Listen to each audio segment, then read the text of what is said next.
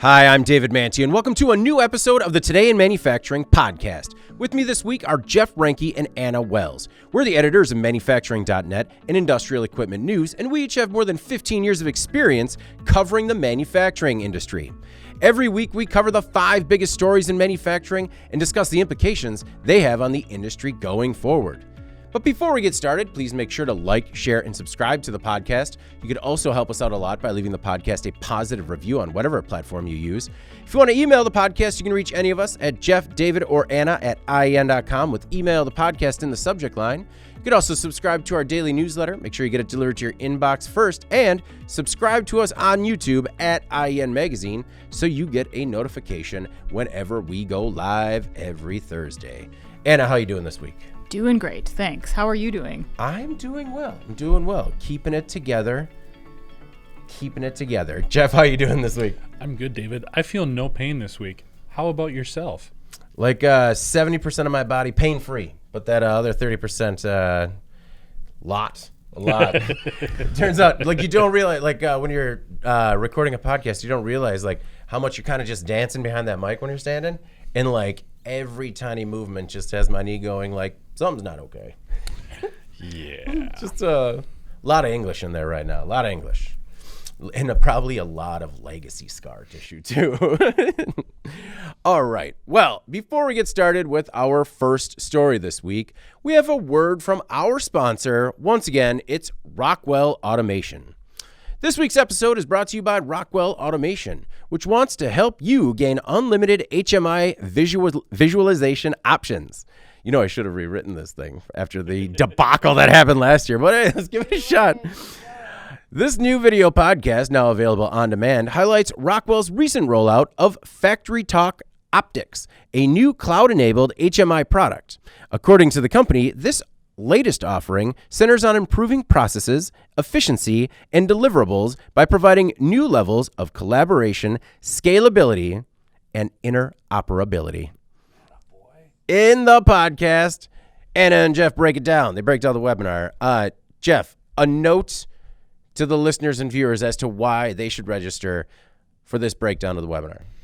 Well, I think this technology, when you look at all of these interfaces and how they're evolving, it's becoming more and more such a bigger part of plant floor operations, and being able to have a better visualization of what's going on either in the cell or throughout the facility is just becoming more and more important. And it's just such an important building block into so many of those sort of next generation technologies that we want to see implemented throughout manufacturing. So it's good insight. It's really interesting on what Rockwell is doing there and the solutions that they're offering. So. Nice. Anna, did you learn anything? Of course, and I think Jeff nailed it right there. I mean, this technology is so important, and you might as well use it. It's there, you know. Yeah.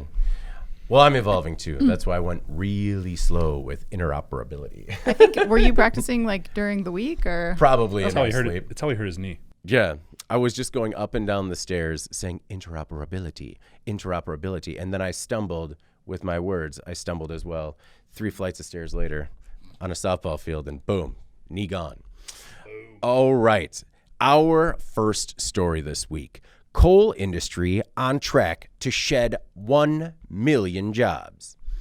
According to the U.S. Energy Information Administration, U.S. coal industry will see nearly a quarter of its operating plants close by 2030. And it looks like a lot of raw material producers like China and India kind of see the writing on the wall. According to Reuters, hundreds of mines are on track to close in the next few decades. Citing research conducted by the U.S. firm Global Energy Monitor, the global coal industry is expected to lose 1 million jobs by 2050. The problem isn't the loss of jobs, it's that most of the mines have no planning underway to transition to a post-coal economy. If nothing is done, the gap would be immense, especially in China, where the industry employs 1.5 million people. Some say that if we meet current objectives to limit global warming, there will be a need for just 250,000 miners worldwide. And a kind of a slow-moving potential catastrophe coming towards us. Yeah, I mean, definitely. And I think people know that the writing has been on the wall for the coal industry for a while. I mean, we're seeing some of the shifts in policy and usage and all of those things, ESG. It's kind of encouraging people to move in a different direction. Of course, this forecast applies to global industry, including coal mines, as you mentioned. So it's not just about coal-fired plants in the U.S., but mining everywhere, which is a lot of that is located in India and China. But I think there are some interesting takeaways about the transition piece, about it, like, turning some of these jobs into other ones in adjacent green industry. There's the U.S. Department of Energy says that there's just over 8 million jobs in renewable energy today. And that in 21 and 22, energy jobs grew faster than overall U.S. employment. So that's really interesting. Wow. Yeah. But there's more to it, I think, than just is a job being created in green energy for every coal job's demise, right? That doesn't necessarily match those workers with those jobs. So I think the question becomes, is it feasible to do that, to transition these specific people and these specific communities that rely on coal now to clean energy industries? And the answer, according to a report that Forbes published last year, is yes, it is feasible. The University of Michigan did some research that basically amounted to a conclusion that green energy firms said that presence of a workforce with the right skills and competencies to facilitate sustainability projects was the leading factor when choosing a country to invest in. And while locating where the workers are added some cost to that scenario, in many cases it appears to be worth it to them. Especially if there's skill redevelopment taking place. Obviously, you can't rely on the companies who are operating in the coal industry to take that on, right? It's got to be coming from either, I think, federal, state, local programs that are intent on preserving those economies at a local level, but also those new companies that are bringing those green jobs in. They seem to believe, based on this research, that that investment is going to pay off in the long run. So I don't know if the coal companies not having a plan is really the problem. Because there are plans to leverage these workers. It's coming from these other clean energy firms. If the coal companies determine that their interest in those investments, they want to have an interest in those investments going forward, great, But if they don't, it looks like there are plenty of other firms, stakeholders, what have you, that are interested in kind of scooping up this talent. And hopefully that bodes well for these communities that are currently invested in coal, both in the U.S. and worldwide. We've run a number of stories actually about how trying to retrain these legacy workers in coal into new green energy jobs, and how there's a lot of opportunity there, but it is kind of like a weird catch-22 as to like who's going to kind of take the ball and run with it. Just because what we see in automotive is that there's a clear incentive, right? Automakers are transitioning from combustion engines to electrics, and they need to make that happen internally. It's just kind of an interesting scenario where trying to figure out who's gonna upskill them, right? Yeah, and I think it makes sense that it sounds like these companies, whether it's solar or wind or whatever, say they do want to set up in West Virginia because they have this captive workforce of people that are ready to go as long as they get that training. Those companies say, according to the research, that they're willing to do it because it's worth it to them in the long run. Yeah. Jeff, do you think, in your opinion, who should do the training? Who should, should it just be on the worker, or if they want to transition to a new market, they should pursue the education themselves? Should it be kind of a hybrid mix? I think it's on the company, whoever, and I think that's where the biggest debate with a lot of these alternative energy options come into play, is because where does the investment come from? Does it come from the government? Does it come from the community? Does it come from the company that is ultimately going to reap the benefits of all of that investment, whether it's labor, technology, whatever the case may be? So to me, I always think it always falls on the company itself, and to sort of show or sell the benefits of becoming more aligned with what they're doing. Honestly, with this one, though, when it comes to coal, I think the U.S. is in pretty good shape, to be honest, when we look at these types of jobs and who it's going to impact the most. I'm going to throw a lot of numbers here, so if it gets to be too much, just shut me down here. But the U.S. is the third leading coal producer in the world, about 728 billion tons. They employ about 56,000 workers at mines to do this, The next one is India, about 761 billion tons, but they employ about 10 to 12 times more workers to get only about 20 billion more tons. So the scale isn't there. Then when you look at China, which does about 3.7 trillion tons of coal again, as the article referenced, that's about 1.5 million workers. So about 5 times more coal than the U.S., but about 25 times more workers. So you can see there's an element there where the U.S. coal market, as we've been shutting these places down, we've been getting more efficient with the number of people employed. We know we've gotten a lot cleaner. We're not where we want to be, obviously, and we know probably, and maybe it's a little stereotypical in the thought process, but we know China and India are not worried about the same environmental and safety regulations traditionally that we have here. Or human concerns. Right. So the investments have not been made there from a workforce development perspective. So when we look at these job losses that are going to be experienced globally, yeah, we're going to see them here in the U.S., but I think it's going to be more gradual, and it's going to be something that we'll be able to absorb without too much pain. Yeah. Okay. Globally, it's going to be very different. I think China and India in particular are going to see some really massive impacts to their economy because this is such a big part of what they're doing. When you talk about an industry employing 1.5 million people, okay, and there's going to be efficiency gains that should be realized there just because there's going to be a reduction in the need, ideally, for that product. It's going to be interesting to see what happens in those economies. The other thing I think we need to realize here too is coal is used in a lot of other places other than just heating and for energy applications. It's used in producing steel. It's used actually in producing some pharmaceutical and medical products. It's used in making carbon fiber. So we are still going to need coal mines. We're not going to shut them all down. But I think in the U.S. we've shown how we can become sort of labor efficient in extracting that resource and make it still marketable. It'll be interesting as we see places like China and India potentially losing all this manpower. What's that going to do to price? And does it actually help maybe some of those working in those coal mines actually have better paying jobs? So the price of the product goes up and there's less global availability. You know, it'll be interesting to see what happens with that marketplace. Maybe safer jobs as well. Exactly. Maybe. Training has been something that's been coming up quite a bit when I've been talking to people in the industry, just about there's still like such a demand for training out there. And it kind of reminds me of like the skills gap stuff that we talk about, where we think there are a lot of programs out there to get more people interested and involved in the engineering and manufacturing industries. But because we kind of cover it every day, it seems like there's more of it than there actually is. And training is actually still a huge problem, where I've talked to some of these small and mid-sized manufacturers about how they're willing to pay their employees to go and do the classes during company time, and now they can't find community colleges or places to actually train them. And it's been a real issue where we have this problem with the skills gap. We also have a problem with like how to bridge that, especially if you can't do it internally.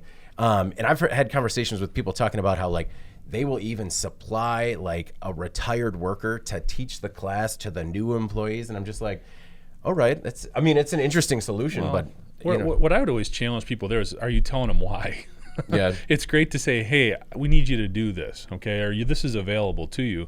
But if you're not selling it, if you're not telling them the long-term benefits of it, I think that's where there's sometimes that break in the message. Well, no, I think that, so that was the new part for me, is that there's employee buy-in, but there aren't, the program isn't available locally to get the training. So it's trying to figure out that logistical part of it. I see. All right. Our next most popular story this week: failure of a single component caused seaplane crash that killed 10. The NTSB last week confirmed that a mechanical issue caused a seaplane crash that killed 10 people near Washington last year. A single component of a critical flight control system failed during the September 4th, 2022 flight, causing an unrecoverable near vertical descent into the Puget Sound's Mutiny Bay. Some 85% of the aircraft was recovered from the ocean floor weeks after the crash, and investigators determined that an actuator that moves the plane's horizontal tail and controls the airplane's pitch had become disconnected. The failure would have made it impossible for the pilot to control the airplane. The plane was a DHC-3 Otter, a turboprop operated by Renton-based Friday Harbor Seaplanes. NTSB Chair Jennifer Homendy said, quote, "The Mutiny Bay accident is an incredibly painful reminder that a single point of failure can lead to catastrophe in our skies." The NTSB recommended that the FAA and Transport Canada require operators of DHC-3s to install a secondary locking feature so, quote, "this kind of tragedy never happens again." Jeff, I feel like that's just the starting point. And it's weird because in an industry, and we still see, a fringe amount of like safety failures where we talk about like, it's the 5% of bad actors that we hear about the most.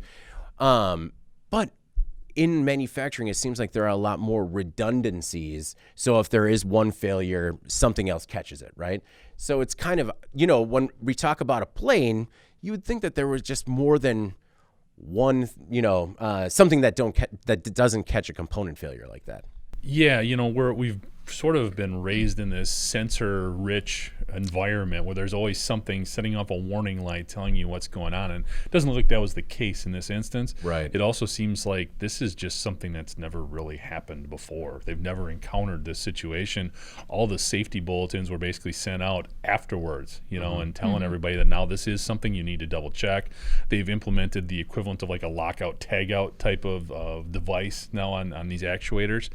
Whenever we have these types of stories, it kind of takes me back to basic training where we'd be taking apart the M16, the rifle, and there's one part where you're taking apart the bolt with the firing pin, and there is a small piece of metal in there called the firing pin retaining pin.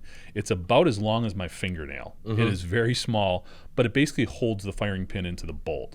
Without this pin, this little piece of metal, you can't fire the weapon. Yeah. So it was always reinforced to us, yes, this is a 69-cent pin that will not allow this $800 weapon system to work. And it's reinforced.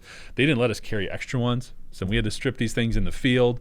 So it was always amazing that we never lost one of these firing pins or these retaining pins. But it was that attention to detail that reinforced everything along the lines with the training. And it's sort of that way here when you hear about some of these things, paying attention to all these little things, constantly monitoring and checking. Now, again, this was a unique situation. This had never been encountered before. And you don't want to sidestep the tragedy that happened here. But one of the things that I worry about, because there is a suit now going on against the manufacturer of the plane, as well as the service provider, the operator of the service of the what do they call it, the flight, I guess, the service, the Friday Harbor Seaplanes. Thank you. Yeah. And I just worry sometimes, even though I can appreciate where the victims' families are coming from, when we have this type of legal element, how is that going to impact transparency in terms of understanding what went wrong going forward? Yeah. If other manufacturers then see, okay, yeah, NTSB got in there, but they found out stuff, and now, even though we don't really feel like we did anything wrong, now we're going to be facing all this legal ramification because they found out it was a defect in the plane. That just worries me, because at the end of the day, that is what is most important after the tragedy. Obviously, we can prevent it. That's what's most important. But in order to prevent future ones, we need to understand what happened. Yeah. And I just worry too much when we get into the weeds on some of the legalities that that's going to be lost. Yeah. Because we have now learned from this so much in terms of what can be done going forward. The other thing that's interesting, when you look at the history and the legacy of this plane, it's been in a lot of crashes, but most of the time it's been operator error is what NTSB has pointed to, not the plane itself. So the plane itself has a pretty good record. Yeah. Well, Anna, talking about the plane, it seems like it's been in service for a long time, and part of the lawsuit is blaming the, quote, antiquated aircraft design, but it kind of raises the point, like, once you manufacture something and it's in the field for so long, like, how long are you, I guess, like, as long as the machine or the aircraft is in service, you're still kind of on the hook for liability, even if it's been in operation for like 30 years. Yeah, I'm not sure about this. The lawsuit's overarching claim right now is that the plane maker is responsible due to an antiquated design. Yeah. With a single point of failure, which the single point of failure, you understand that the antiquated design, that's the part I'm getting tripped up on too, is the language there, because if you look at equipment like an airplane, that tends to have a lifespan in the field of decades. So if this flies in court, like, does that set a precedent that creates a world for every product that, if a new, better version is in existence, does everything before it need to be recalled because they've made the design better? Right. Yeah. Because what is an antiquated design? Just the previous. It feels very opinion-based as opposed to technically or fact-based. Yeah. I agree. It makes more sense to me that if the flaw is pinpointed, that this becomes more of an inspection issue. Yeah. Like we saw, we discussed this recently about that Boeing jammed tail parts and how they issued bulletins after they determined that this was a problem. And then it became sort of on the operators to make sure that they had that message and they were following those protocols at that point. Obviously, there's fear that message doesn't get through, which is what happened in that case. But I don't know if it doesn't make sense to me, I guess, to come after the manufacturer for producing something that is not as good as it could have been if it were made today. I mean, that applies to so many things. Yeah. So that was a tough one for me to reconcile. Obviously, it was a very tragic case. I think one good thing that came out of it, we were talking last week about the NTSB adding depth of staff, trying to add some efficiencies to that agency. I appreciated in this case that NTSB, within weeks of this accident, when they determined what they thought happened, they sent out some guidance based on their preliminary findings. They didn't wait until a year later when they had the final report in hand to offer those up. And so people were acting on that information pretty much right away. So I would say kudos to them on that for really taking that and running with it. So there are about, according to Viking Air, there are about 450 of the original 844 Twin Otters still in service today. And these are planes that were made between 1966 and 1984. Like, that is just a long time to be in service. And you're right, like, we have a legacy of how when we find a problem, kind of communicating that problem. I mean, it's not the best system typically, but communicating that problem to interested parties so they can hopefully act on it.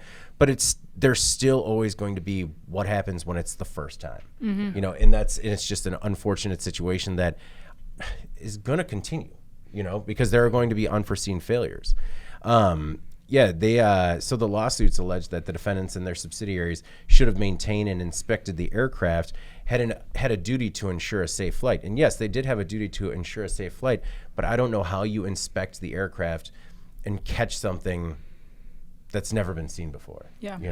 Especially when it comes down to a single component like an actuator. I don't even know if, like, you always talk about the tribal knowledge of, like, legacy maintenance staff. I don't even know if, like, the maintenance guy catches that, Yeah, you'd have to be looking for it, it feels like. Pretty close.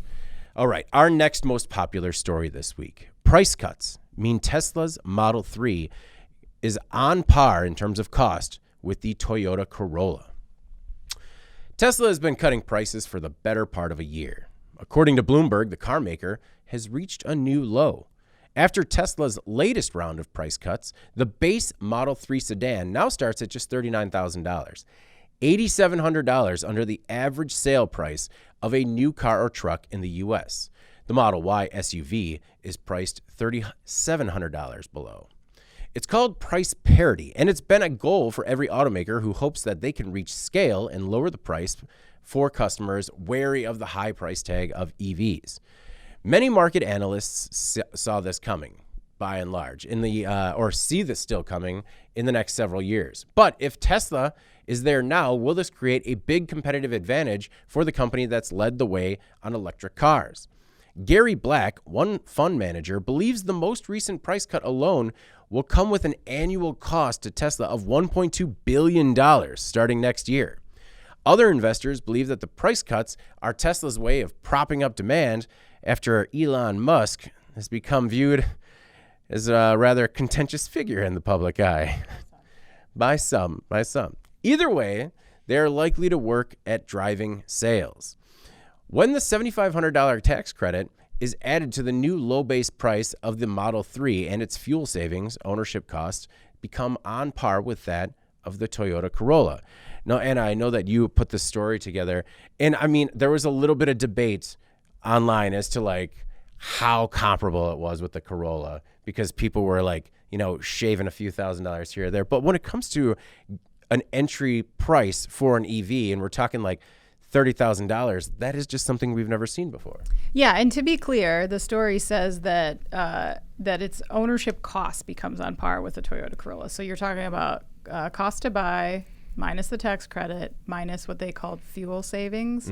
So, whether I looked at that as like an example that was intent on proving a point, but that's where that data came from. Okay. And that was Well, I mean, that makes sense. The Yeah. life of the vehicle is going to cost you less overall. Yeah. Or the same. The same, yeah. So, yes, there's a lot here.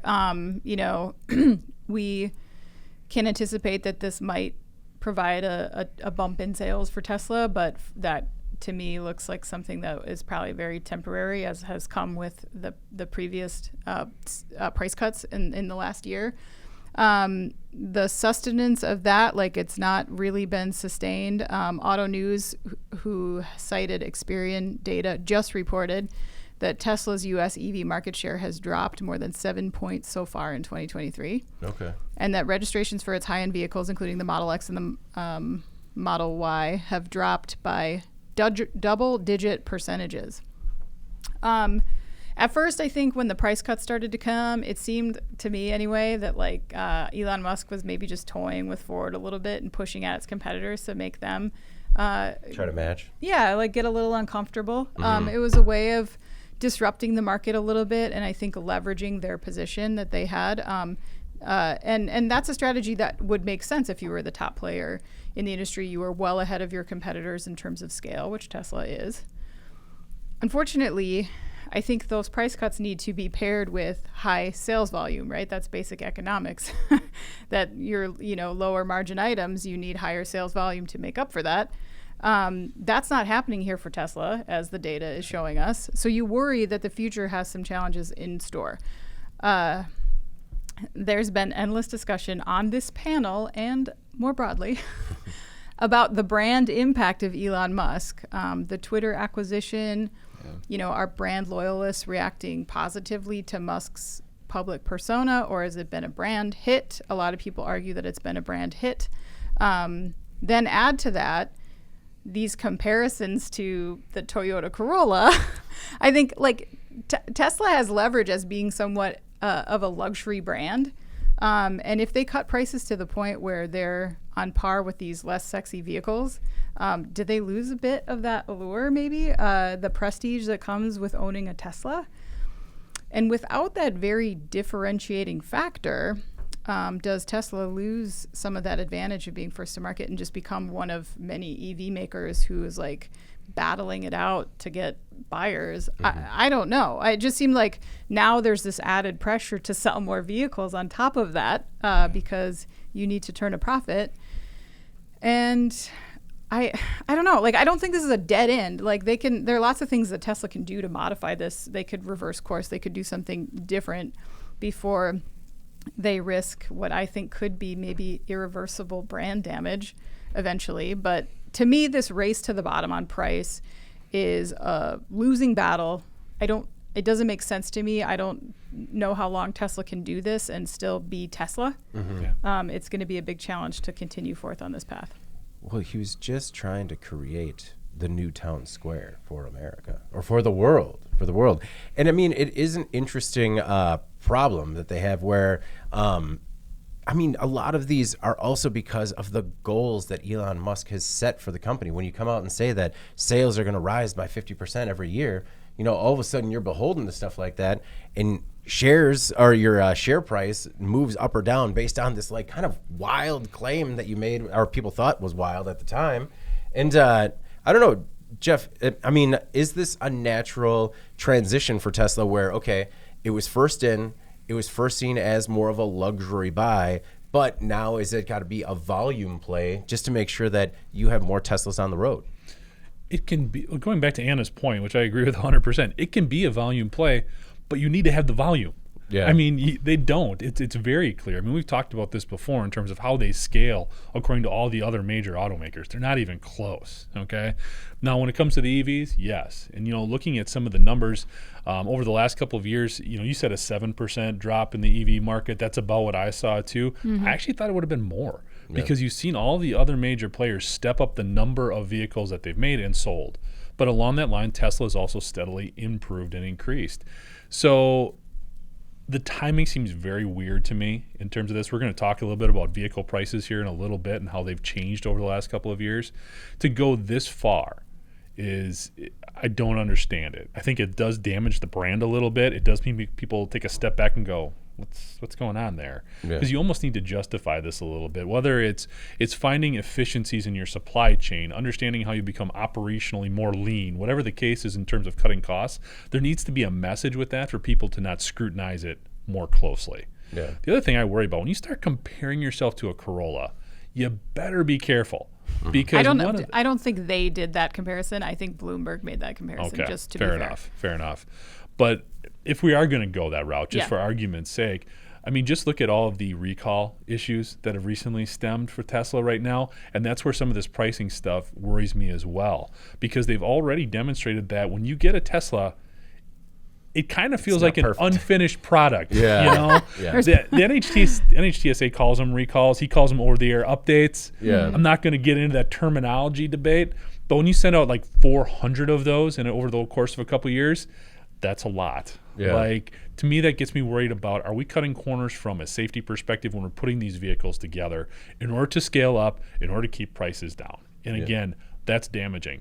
Let's also not forget that about 15 years ago, we had 3 people in suits driving to Washington to sit in front of people to help explain why their companies were going bankrupt and how they kept producing vehicles at a loss. Yeah. Let's hope Tesla's not going that way as well. Yeah. It's weird because as Tesla brings the price down, I feel like I get closer and closer to the point personally where it's like, okay, I can sort of make the plunge and try a Tesla, right? And I feel like it's getting close to that price point where I would feel comfortable doing that. And maybe it's the same for many other people, but I don't know, because there is this weird element of sort of like the negative stigma that comes along with everything Elon Musk touches right now that people might be scared off a little bit. You know, they might not. I mean, people want to make choices with their money, and sometimes they don't want to help fund the guy who thinks he's the smartest guy in the room. You know. Yeah. Well, the thing that still gets me with Tesla a little bit, when you're comparing it to another, like a Toyota or a GM or whomever, I still feel a great deal of comfort in being able to take that to a dealership or to a repair shop that is familiar with that vehicle or well-versed in it. With Tesla, yes, we do have a Tesla place here in town, but how much further when you're traveling do you need to potentially go to find somebody who can help you? Yeah. If something goes wrong with the brakes, the lighting, whatever the case may be.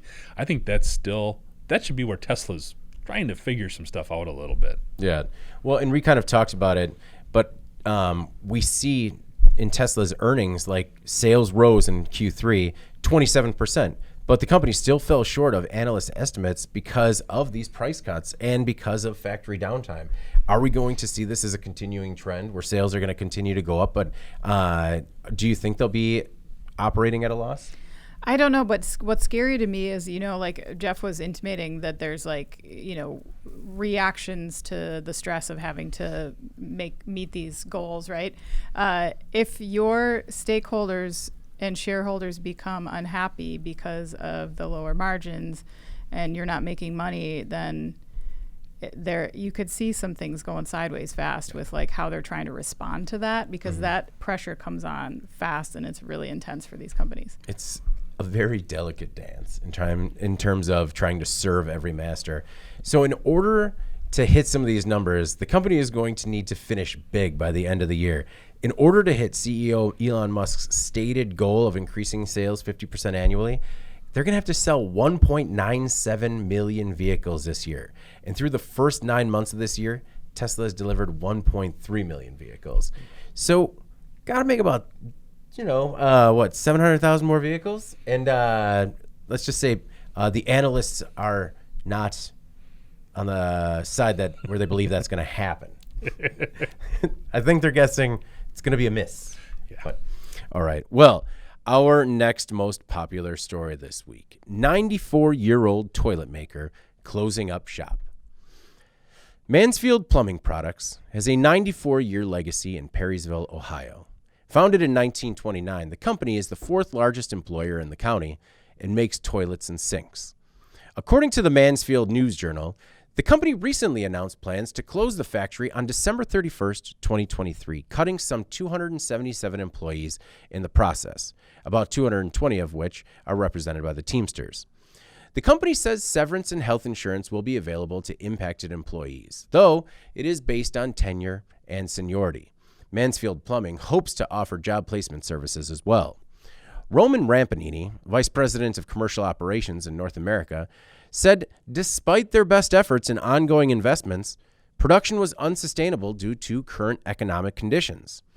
Corolla, the South American China manufacturer that bought the company 19 years ago, does plan on maintaining Mansfield's customer base, but the work is going to shift to the company's North and South American manufacturing facilities. And these are always odd stories because we're talking about manufacturing facilities with such a legacy and rich history in a community that is just suddenly uprooted. And it's, for me, I always find it interesting looking back on the history of the company that I've never heard of before, but it's always the end of the story is always sad. Because it's just like, well, it is. It's just like. Over to you, Anna. It's a great setup. Yeah. Thank you. Yeah. So, Anna, was it sad for you too? Well, either way, so it's an unfortunate situation. Do you think these jobs are being moved? Is it just simple cost cutting? I know a lot of people on the website wanted to point at the Teamsters and start blaming unions. Is it just a matter of Corona is well diversified in North and South America and they can do this cheaper at other facilities? I'm not going to start blaming anybody.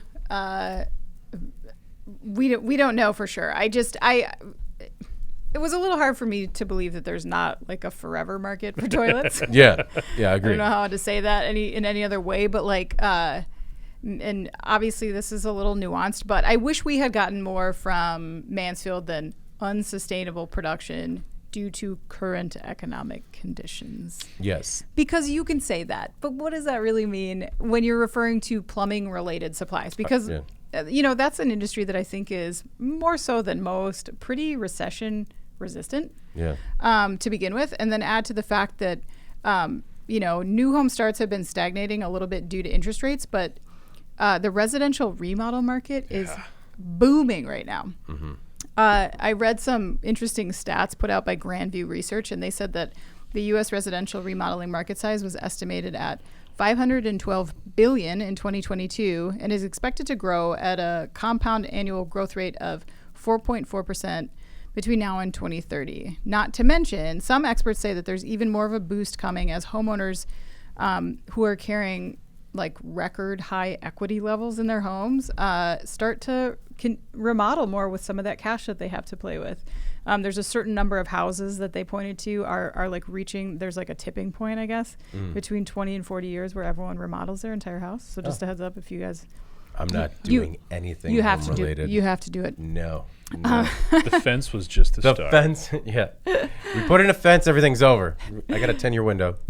So anyway, because of all that, Eric Finnegan, who's the VP of Research and Demographics at John Burns Real Estate Consulting, told Yahoo Finance in an interview that a historic boom was coming. So like think about how hard it is to get a contractor now. Get ready. So people need toilets is my point. Yeah. And I don't know what's happening here. I mean, more than likely, I think what he does not say is probably that this does have to do with wage rates. And it was, it was telling to me that the operational displacement is being picked up in Corona's North and South American manufacturing plants, which I read as this production is probably going to Mexico. Mm-hmm. That's an assumption, but perhaps what's not sustainable for the company is just U.S. wage rates, and they want to increase their margins by doing it elsewhere.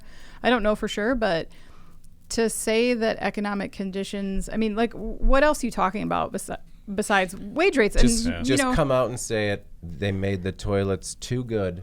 Maybe no one's replacing their toilets because they're too good. They're too good. I don't know what the price of porcelain is right now. Yeah. Maybe it's high. Yeah. But anyway, there's definitely a market for sinks and toilets forever, but especially now. Mm-hmm. So it is kind of hard to believe that they're like, yep, sorry, we can't do this. Well, it made me think of a plant that they closed in nearby Big Prairie, Ohio in 2020. And that made a lot more sense, right? Because they were focusing on making more efficient toilets. And this is a plant in particular that made a very specific flush mechanism. And it just was obsolete. So that makes sense to me, right? Whereas to say like, yeah, you know what, Jeff, World's just not going to need toilets People anymore. don't need them. Yeah. People don't use them. Well, one of the things that Mansfield touts is their relationship with Lowe's. Now, if you go on the Lowe's website and you look for toilets, there's like 20 to 25 options in terms of different companies. Okay, Yeah. so if you're looking through there, and more people browse online and everything else, what names stand out to you? Kohler, Moen, some of these others. Mansfield's probably not the first one that jumps out at you if you're a homeowner, okay, looking to do a project. What's your Maybe top even- toilet, Jeff? Yeah, I mean, look, here's the other thing. In looking at their product category, their product line, it looks like, by all reports, it's well engineered, well designed, well made, all of those things, but it sort of falls in that middle tier of it's not the cheapest option out there. It's not just basically throw it in and go. Yeah. It's not the one that, is self-cleaning with a bidet and everything else on. I mean, there's some of these toilets that are going for like $2,500, okay? So it's not either one of those extremes. It's somewhere in the middle, and I think there's a lot of options in that middle ground. So it becomes super competitive. I think this was a choice by the parent company to just say, we're stagnant. Let's just get out of here and put our resources in a different product category where maybe there's less competition. They have a bigger brand name, whatever the case may be. That's what it felt like to me, because just like Anna said, I am not buying the economic conditions element. Yeah. Residential and commercial construction is still increasing and growing. So there's opportunities there. It just felt like we don't want to do this anymore, and we're going to find out with some very vague vanilla language to throw out there to try to justify it. You feel horrible for this town, these 270 people. It seems like a tough decision that was made at a high level. Yeah, just come out and say, hey, we make plates, all right? We acquired some toilets 5 years ago. It turns out we make plates really well. One thing was that I can't. What was the story that you did last week about the 100-year-old manufacturer? Oh yeah, Morse Manufacturing. Yep. Yeah, about Morse Manufacturing. So that was the story that actually spurred somebody to reach out and say hey, you should do a story about our manufacturing company closing, and it was just. Morse is not closing. No. Okay. Oh sorry. no, that was the tips from the 100-year-old manufacturer. Yeah. No. No. To be clear. Yeah, Morse no. is doing great. It was an interview with their CEO about how great they're doing. You're right. Is it with the Utz plant? Yeah, really the Utz plants, the 100-year-old Utz plant. And that was, a lot of times we do these stories and, we have numbers 300 employees, but we never have a face to go with any of those. Mm-hmm. And to have someone reach out individually and just say hey, this is happening to us too in Ohio, and we had never heard of it. When news breaks in the industry, we can't cover it all. So I just encourage more people to reach out so that way we can help either give a little bit more exposure to it, try and get a little bit more details around it, or just, report on it so that way maybe some other people can learn about it as well. One thing I was curious about, and I'd be interested in getting both your takes on this. So, Anna, one thing they said is that, 277 people are going to lose their jobs at the end of the year. But they're hanging on to a handful of people to kind of close up shop, right, through August of next year. What do you think it's like to be on those skeleton crews where it's just okay, 99% of your colleagues are gone, and it's just you and 5 other people making sure the plumbing doesn't burst, essentially? Is that a rhetorical question? Well, I'm curious.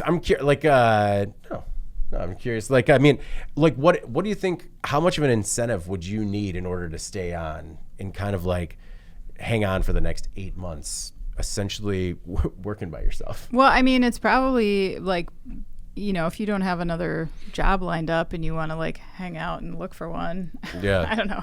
It's probably a pretty miserable place to be. But. Yeah, we've actually had readers respond. I think we've posed this question before, and we've heard from some folks who've been in that situation, and I think their initial outlook was kind of like you said, this is a cakewalk. We're just shutting the place down, sitting around a little bit. But the longer that it went on, the more difficult it became to go there and go through that routine of whatever it was on a day-to-day basis to check the boxes and be there. Yeah. Pretty emotionally draining, I would think, to have to be in that position. Yeah. And you are right. We have posed this question before. I'm already recycling. I apologize. We got to keep it fresh. I can't even blame, painkillers because I don't have any good ones yet. All right. Our most popular story this week. Kia calls new EV SUV a, quote, wake-up call to the industry. Kelley Blue Book says the average new vehicle price in the United States is $48,000, up about $10,000 since before the pandemic. Kia apparently took consumer costs into consideration when deciding the starting price for its new 2024 Kia EV9, the automaker's first three-row electric SUV. The EV9 will come standard with DC fast charging, leather interior, 19-inch alloy wheels, heated seats, and space for up to 7 passengers, and it's going to start at $54,900. It's a price that Kia thinks is low enough to force other automakers to follow suit. Steven Senner, Executive VP and Chief Operating Officer for Kia America, called the price a, quote, wake-up call to the industry, saying a well-equipped three-row SUV EV doesn't have to be prohibitively expensive. In terms of three-row SUV EVs, that is just a mouthful. The EV9 beats the VinFast VF9, the Rivian R1S, and the Volvo EX90 on price, though not necessarily on specifications. In terms of three-row gas-powered SUVs, the EV9 starts at a lower point than the 2024 Ford Expedition and the 2024 Toyota Sequoia. Anna, is the EV9 SUV EV a wake-up call to the industry? I don't know. Not to me. I did not take that away from this. The $55K starting price doesn't exactly blow me away. Yeah. I know three-row SUVs are expensive, but I think the problem is that Kia isn't really distinguishing between this EV price and the price that Americans are used to paying for a three-row SUV.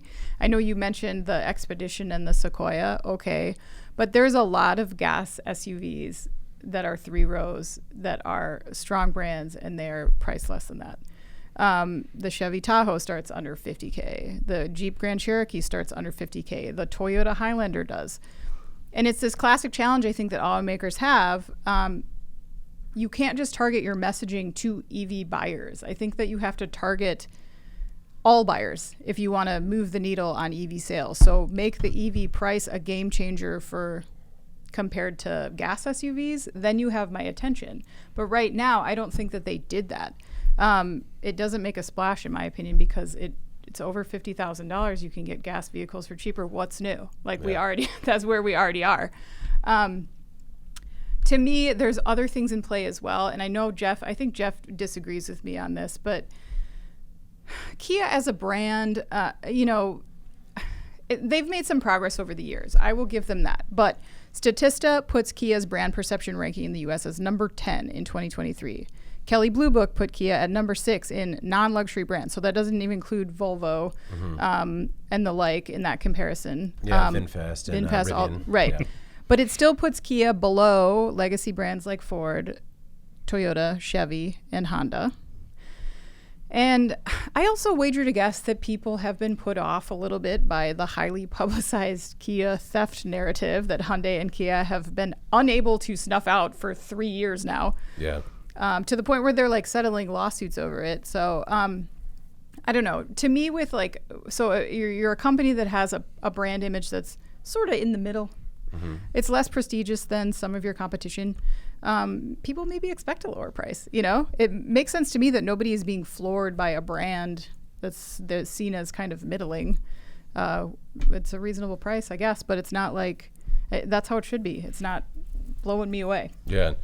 I'm surprised that you say middling even, because for me, Kia is like bottom.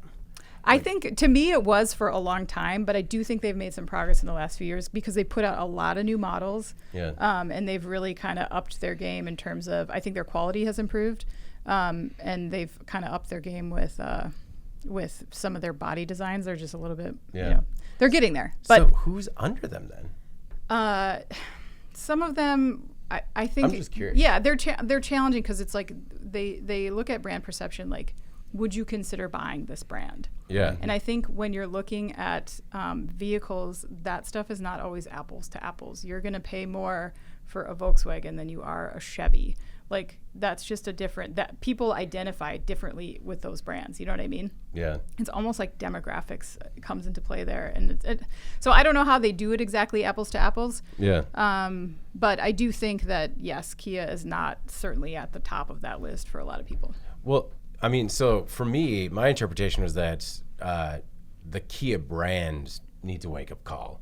And I mean, maybe the EV9 is the wake-up call that might kind of turn some heads. But for me, it wasn't personally, Jeff. So I don't know, is the EV9 in this price point, is it enough to kind of give you a different perspective of Kias in your mind? Or is it, is this what it's going to take to see it in a Kia?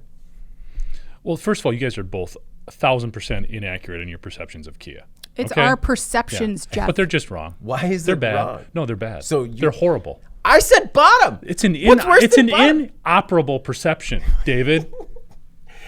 No, here I understand what you're right. It's a totally an individual take on all this stuff when it comes to a brand name.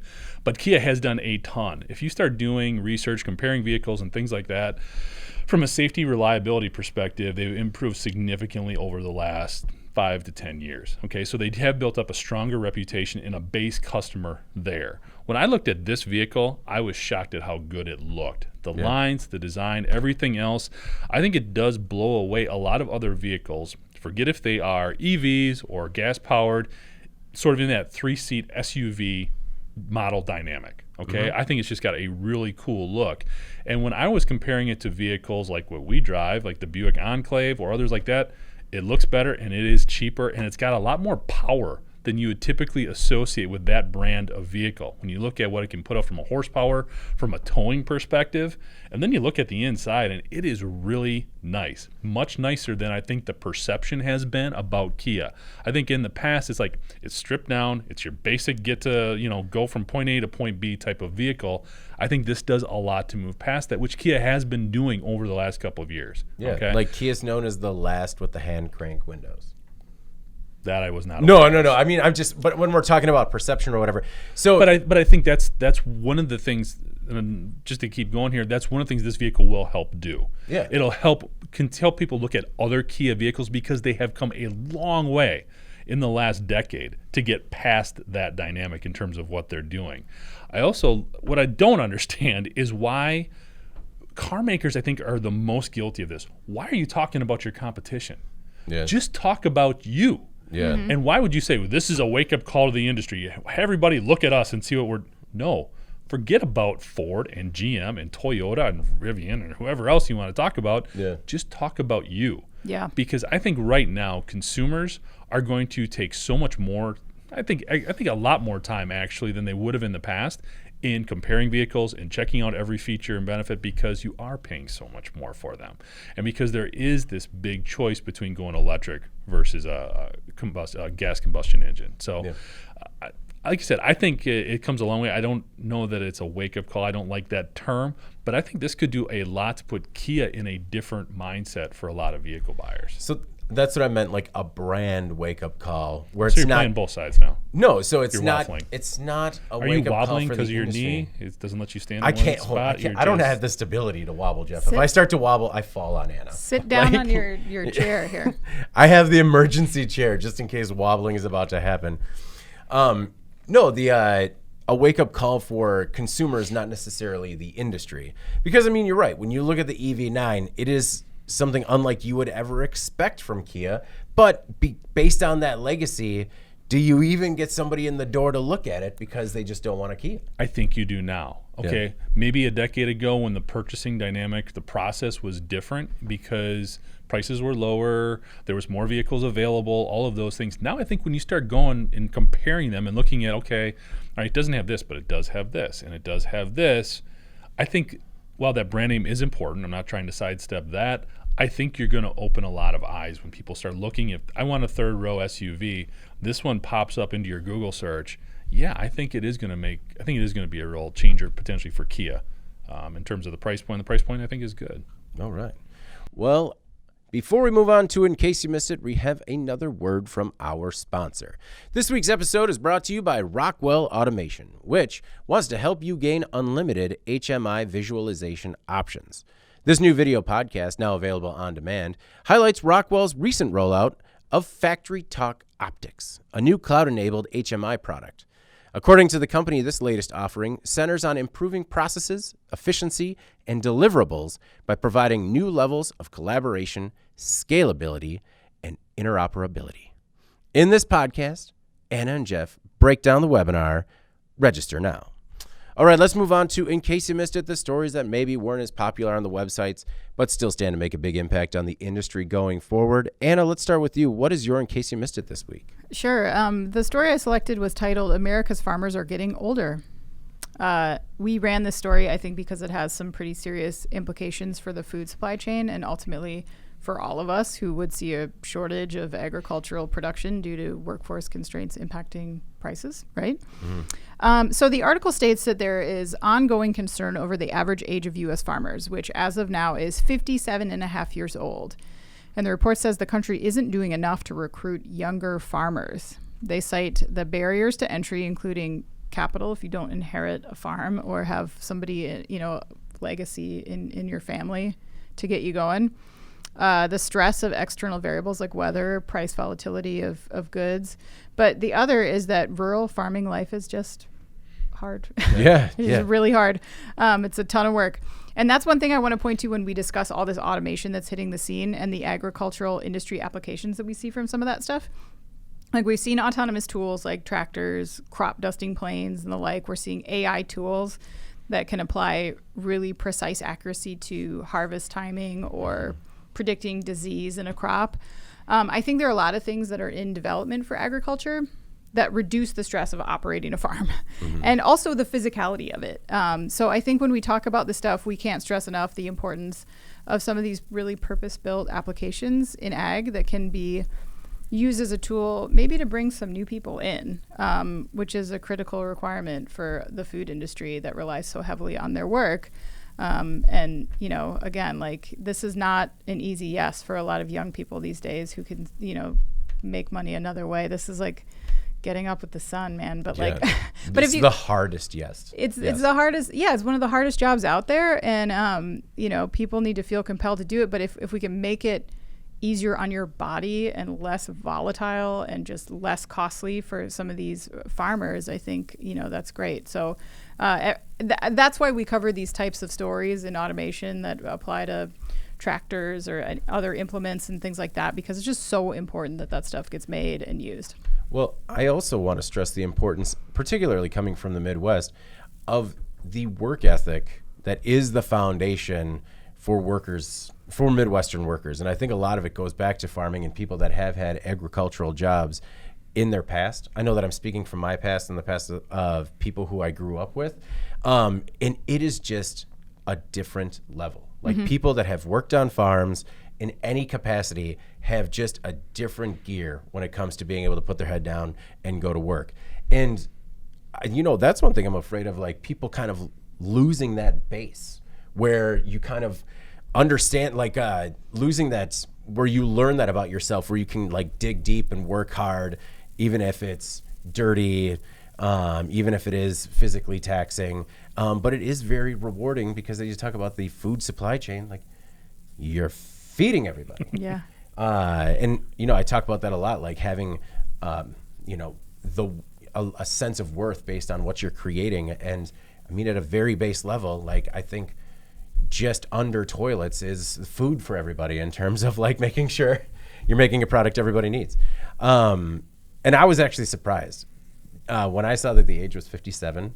Jeff, for you, was that younger than you thought? I thought. No, I mean this isn't a shock. Growing up in a small farming community. I mean, this is something I saw coming out of high school because not everybody who grew up on a farm wanted to stay on the farm. Yeah. A lot of the reasons you guys have mentioned, but also just because the economics behind it have gotten so much harder. Look at milk prices lately. They've gone down. So if you've run a dairy farm in Wisconsin, it's tougher to get by on with a mid-sized herd. You almost have to go to like this factory-sized farm. And that's where a lot of this automation that Anna's talking about comes into play. I was talking with one of my buddies from back home, and one of our friends that actually about 8-10 years ago invested in what was almost $1 million milking system, fully automated. Now this is a guy who's working in a town of 1,200 people. So this is your typical traditional family dairy farm. He did this because he knew if he was going to die milking cows, basically, if he did not do this, and he needed some sort of quality of life. Made this investment, and he's doing extremely well. From a business perspective, his business is well, and he's got a very happy and full life. So he's enjoying the best of both worlds. He grew up on the farm. He wanted to be a farmer, just didn't want to necessarily follow in that traditional route of working until you're 70 and then probably being gone 5 years after because you just kicked the crap out of yourself all this time keeping the farm going. Yeah. So all of this automation and all of these different advancements that we talk about, and I'll talk about it every chance I get, is so important moving forward to preserve this quality of life, this type of life, and also what's being produced on all these farms, because we are otherwise going, the alternative is essentially becoming factory farms, which would be unfortunate from, I think, a quality perspective in some instances, but also just a way of life. You talk about work ethic. There is no greater problem solver than a farmer. I mean, with all of the different variables thrown at them to try to get in their way of getting, if you want to use a manufacturing term, getting product out the door. Yeah.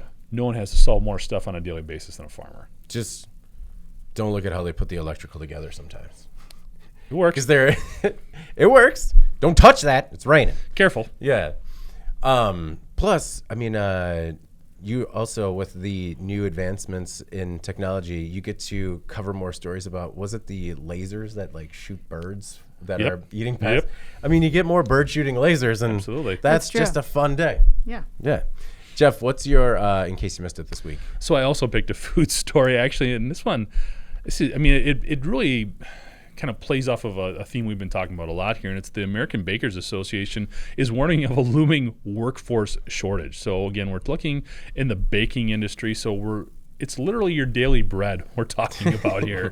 And they're talking about over the next couple decades having a shortage of like 50,000 workers in these facilities. Whoa. Now, there's a lot of different dynamics at play here, right? First of all, we've seen, and we've talked about this before, when you look at food manufacturing and food production, margins are tight. Yeah. So now when we look at increased labor pressures in terms of the cost for labor, more competitive pressures coming from restaurants or retail outlets and things like that competing for some of these jobs, it's tough. So to get quality workers, you need to pay them more. That cuts into profits, or it drives up prices, or it creates supply chain issues.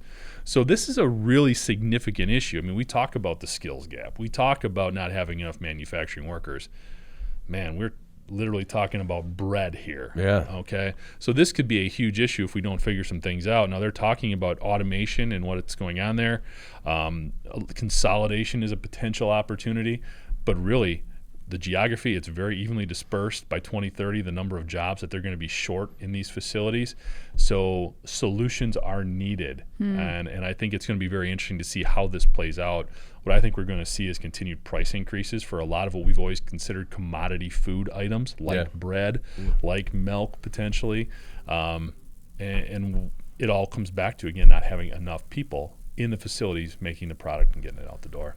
Can these facilities afford to further automate just with the margins so tight? I mean, it's a yes and no type of question, or response, I should say, because there's so much traditionally there's been so much legacy technology used in these facilities. They've been a little bit of a laggard, not all of them, but when you look at some of the smaller facilities, they have definitely not been early adopters. So now that's one of the things that the pandemic sort of forced upon a lot of these places. Also, if you're going to sell to bigger food service companies or to bigger, a Mondelez or anybody like that, there's a lot more auditing and third parties that are coming in saying you need to have this type of technology in place so that we can do quality checks, so that we can make sure if there's a recall, you can trace this back and find out the bad batch and identify it. It's more traceability in the supply chain, which has sort of been a reverse direction. You're almost starting with the product coming out the door in terms of getting more and more technology and automation into these facilities, which will help quell some of these concerns. But you're still talking about food, and there's still a lot of manual processes that need to be taken because quality is so important, and because you have to measure out exacting amounts, and because you need to be sure that there is, not just 10 pepperonis on the pizza, but they're in the right places. Yeah. So there is a lot more to it from a manual inspection perspective that is going to be tricky going forward. Anna, are we going to be saved from this particular shortage because during the pandemic, most people learned how to make their own bread? I did not, though. Oh, And I no, was not you're one of- sunk. I know, and the Midwest is the region with the most unfilled jobs. Yeah. That's concerning. Yeah, I mean, this is, I think this is a good reminder that when people look at those big, job shortages in manufacturing, it's like a huge number. But then you kind of think about like, well, what's manufacturing? It's spread out. Mm-hmm. I think people forget about the food aspect of it, of what that would mean if we were at, what the impact of that would mean if we were at such a deficit.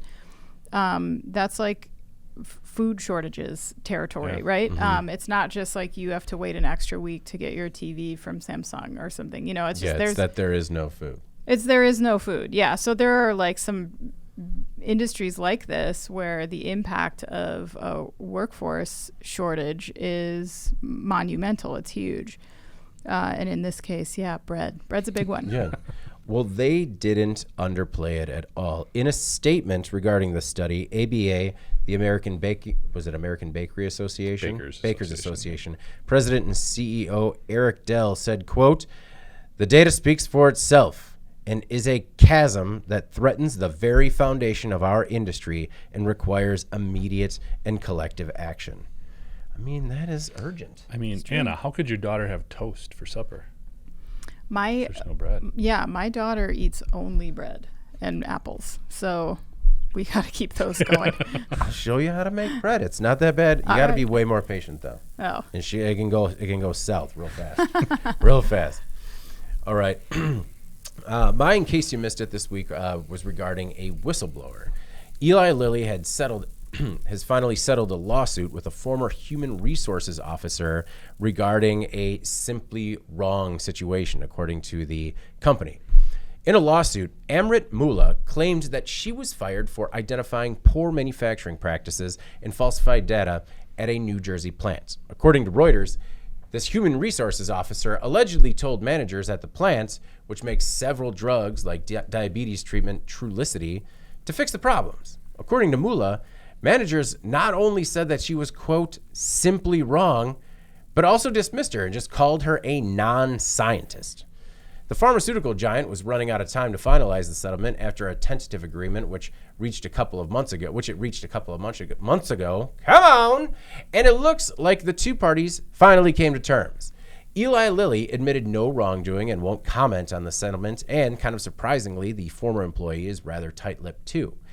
However, it does look like Mullah wasn't entirely wrong. FDA inspectors have found a number of problems at the plant, like unaudited quality control data that had been deleted and drug batches that were thrown away without proper internal investigation to prevent future problems. The company does say it is working with the FDA. I chose this story for a number of reasons. One is because I immediately was against the employee because it was a human resources officer. And when they said she was simply wrong and a non-scientist and didn't belong back there talking about it, I was like, yeah, what are you doing back there? Stay in your office. Write this, hand out the demerits. But then when you look into the story and it looks like, there's a lot there that the FDA found in terms of wrongdoing. And I don't know. I think that there are some industries, and the pharmaceutical is one of them. Pharmaceutical industry is one of them where you just expect that there's this level of good manufacturing practices and like elite level safety and above board practices.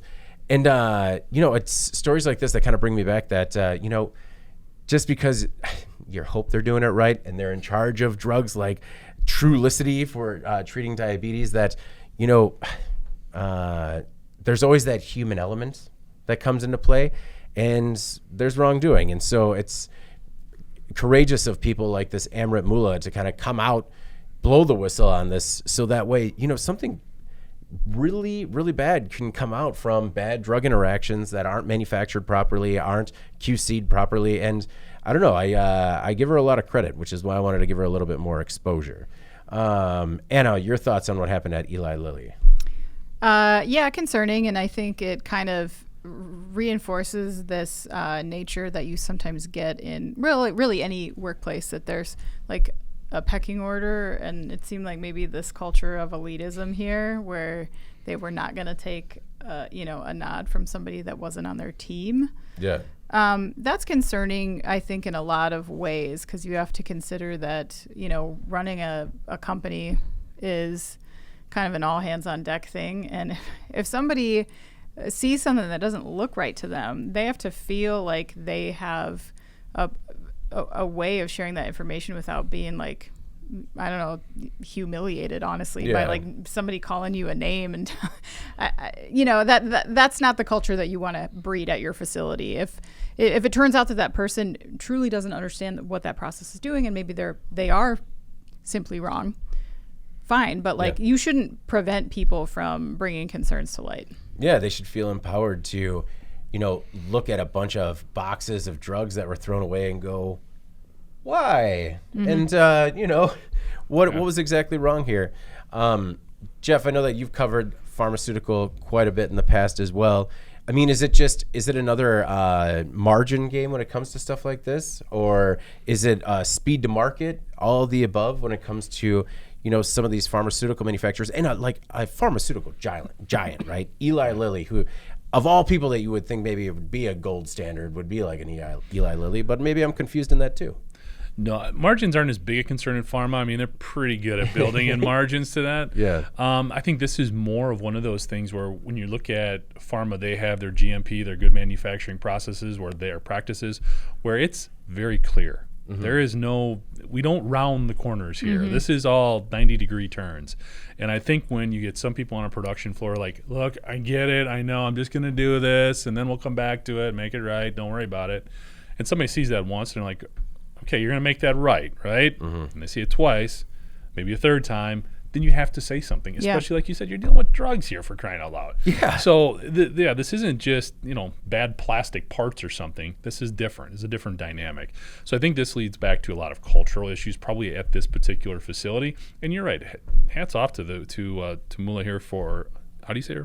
Emrit Mula. Emrit Mula. Yeah. For stepping forward. And I mean, because that could not have been easy to voice those concerns. And she had to do it more than once. I mean, I don't know. I don't know if it's bullying, but they were like clearly very mean to her, trying to shut her down. Like, stay in your place, know your role type of thing. Yeah. When she's just asking, why are the drugs in the garbage? Like, or whatever it was. Basically, right. Yeah. All right. Well, before we get out of here this week, let's move on to our final thoughts. Anna, what's your final thought this week? I've got a big weekend ahead. Our twins are turning 6. And they're having a combined birthday party. All right. With their friends. This is our first friends party. It's getting a little bit, there's been a little bit of birthday party creep. It's getting just like bigger and bigger by the day. And we have a lot of really fun activities planned. But one thing that I'm a little nervous about is there's been this piñata precedent set in our friend group. Yeah, the piñata precedent, 23. I know. So they're like, we need to have a piñata, and I'm like, fine. So I have a piñata, but like 6-year-olds, man, like the bat, I don't know. I'm afraid of what's going to happen. It's been raining like crazy. It's going to be like this probably like very muddy area. Yeah. I don't You're know. not doing a piñata in your house? No, it's going to be outdoors. It's going to be outdoors. So wish me luck at making this go forward as planned in an organized fashion. I don't know. So what can you say? What is inside the piñata? Oh, candy. Is it just candy? I didn't know. I thought. Yeah. Raisins. My girls were on the tail end of this whole thing. I didn't know if you put toys in there or like smoothies. It's gonna rain ice cream. That'd be rain awesome. Hot Wheels on ice people. cream in there. Yeah. No, it's all candy, which I'm sure all of the parents are gonna really appreciate.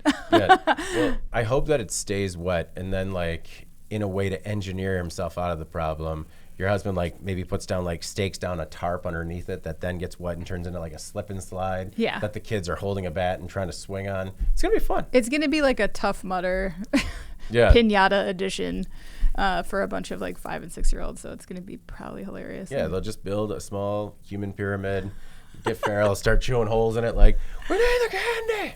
No, that's when you said birthday party creep, I was just like, oh, there's who's the creeper? Like, are you getting a clown? Oh, no. I did not hire a creep. No, I just meant like just more elements and people just keep getting added to it. And it's just now there's like a ton of people coming and lots of components. Yeah. The lady there to paint people's faces. So Jeff, if you're not doing anything, you I can will- pick from like all these different designs. So it's up to you. I will be exploring the beautiful city of Dubuque, Iowa this weekend. So unfortunately, I can't make it. A fine town. I could, I would be available to like camo them up. Like I've still got some Okay. old camo from the Army if they wanted to, Yeah, Okay. if we run out of time, we've got 2 hours with her. But Wow. No, it's Anna, it doesn't sound like you're throwing a birthday party so much as like a fall festival now. it's become the neighborhood fall festival. Yes, Well, it'll be a good time. but it's for 2 kids. So Yeah. that's what I keep being like. But it's 2 people's birthday party. So Yeah. that's why. Double the party. My final thought this week is I just wanted to say thank you to Jeff and Lindsay, who reached out separately when we were talking about movies about what you bring back, what you bring back with you from outer space and the implications it might have on Earth. And they recommended the movie The Andromeda Strain, which was the 1971 version was incredible. Really enjoyed it. It was just good, classic sci-fi cinema. And I just, like I do anything that I enjoyed, I really got into the weeds about like how the book was written and Michael Crichton's career trajectory as a result and how it changed once the Andromeda Strain was great, or a real hit. And the other part is that, did you see what we ran in the news today, in the newsletter today, about how NASA was showing off some of the asteroid sample that was like collected on top of the vessel? And if you read the story, it says like, they have not opened the capsule yet. That is the beginning of the Andromeda Strain. Like the beginning of it is they walk up and they're like, oh my God, they opened it. And it's just like, it couldn't be more timely. So I just wanted to thank Jeff and Lindsay for recommending the Andromeda Strain. Again, watch the 1971 version. There was like a mini series made not too long ago. And let's just say they took a couple of liberties. The original story, and I've only watched like one of the episodes so far, but it was enough to be like, maybe I don't need to continue. I don't need to continue this, but just out of interest, I'm going to. But yeah, I encourage you guys to check it out. It's just a fun time. So thanks again, Jeff. What's your final thought? I just want to say thanks to Todd Wayant. He is the host of the Bridging the Gap podcast that went on there this week. Nice. Really interesting. It's a podcast focusing on talking about the construction industry and making connections to others and facing similar challenges. We talked about skills gap, innovation, new technology, all that stuff.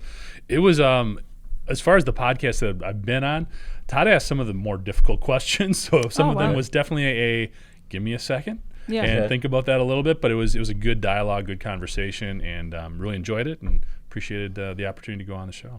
Edit out the long pauses. I hope so. Yeah. One thing that I've been curious about is the use of cobots in construction. Like how I never thought of automation being used in some of the specific applications that are going into the construction industry, like how they have cobots, driving screws for drywall into the ceiling. I mean, it's just crazy, Yeah.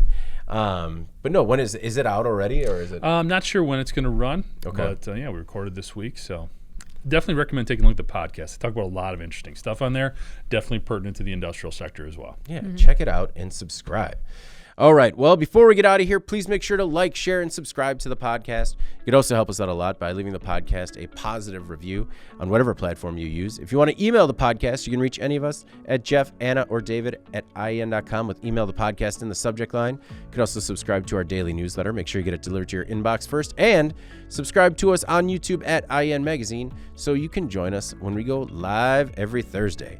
All right. For Jeff Franke and Anna Wells, I'm David Manti. This is the Today in Manufacturing podcast, and we'll see you next week.